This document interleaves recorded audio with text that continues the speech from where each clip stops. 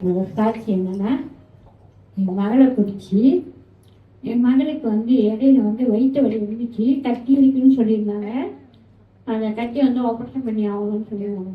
அதுக்கு எனக்கு ஒரு 2000 வழி தேவைப்பட்டுச்சு. ஆனால் நான் சபைக்கு நம்பிக்கையோடு கூட்டிகிட்டு வந்தேன். பாஸ்டர் ப்ரே பண்ணாரு. இப்போ அந்த கட்டி எங்கே போச்சுன்னு எனக்கு தெரியாது. ஆனால் சமாளிக்க. ஆனால் அந்த கட்டி போனதுக்கு பிறகு அவங்களுக்கு என்ன ஆச்சுன்னா, அந்த கட்டி வலி இருக்கும் போது அவங்களுக்கு ஒரு மருந்து கொடுத்துருந்தாங்க. அந்த மருந்து அவங்களுக்கு சைட் எஃபெக்ட் ஆயிடுச்சு. என்ன ஆச்சுன்னா, கை ரெண்டும் நடுங்க ஆரம்பிக்கும். அந்த நடுங்கிற நேரத்தில் அவங்களுக்கு கை ஸ்ட்ரோக் அடிச்சிச்சு. கை ஸ்ட்ரோக் அடிச்சு ஒரு வாரம் கை மடக்கியே தான் வச்சுருந்தாங்க. நாங்கள் என்னென்னமோ செஞ்ச முடியல. திரும்பி அந்த கை நடுக்க அவங்களுக்கு வந்துச்சு. நான் சொன்னேன், சொல்லிக்க நீ போ. ஸோ என்ன செய்கிறாங்கன்னு எனக்கு தெரியல, நீ போய் பாருங்க. அப்புறம் அவங்க என்னமோ ட்ரீட்மெண்ட்லாம் செஞ்சு அப்புறம் பக்கார் அந்த ஸ்ட்ரோக் பக்கார் அவர் கார்னி ஷாட்லாம் கொடுத்து என்னமோ செஞ்சு ஓகே வச்சு விட்டார் கை. ஆனால் என்ன சொன்னார்னா, அவங்களுக்கு எங்கேயும் இந்த வாரம் வரக்கூடாது, வந்துச்சுன்னா அவங்க காலம் முழுதும் ஸ்ட்ரோக்கில் தான் இருப்பாங்கன்னு சொல்லிட்டாரு. அது ஒன்றும் செய்ய முடியாது, அவங்களுக்கு ஒரு மெடிசனும் இல்லைங்க. எனக்கு ரொம்ப கவலையாக இருந்துச்சுன்னா, 24 வயசு அவங்களுக்கு, வாலிப வயசு.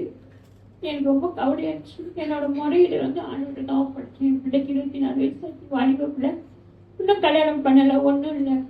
அதோட வாழ்க்கையில் எதுவும் வரக்கூடாதுன்னு இல்லைன்னு அதே மாதிரி வந்துடுச்சு அவங்களுக்கு. நான் ஒன்றுமே செய்யலை. அவங்க கை நடுக்கத்தை பார்த்துட்டு நான் எழுந்துட்டு ஆண்டவர்கிட்ட ப்ரேயர் கூட பண்ணலை.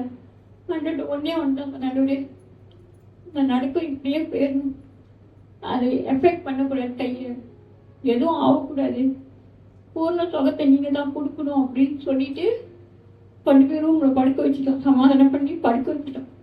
படுக்க வச்சுட்டு எனக்கு தூக்கம் வரல. போய் போய் போய் போய் பார்த்துட்டு இருந்தேன். அப்புறம் வெளியே காலையில் நான் தூங்கிட்டு திடுக்குன்னு எழுந்துச்சு.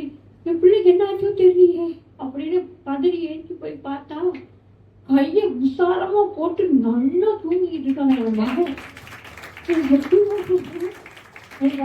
எவ்வளோ சந்தோஷமா இருந்துச்சு தெரியுங்களா?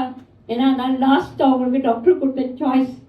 ஏன்னா இதோட அவங்களுக்கு அதுக்கு ஒன்றுமே தீர்வு இல்லை.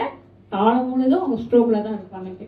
நான் கர்த்தரை நம்பினேன். நான் அவரை நம்பி அவர் கையில் என் மகளை ஒப்படைத்தேன். இன்னைக்கு ஆரோக்கியமாக இருக்காங்க.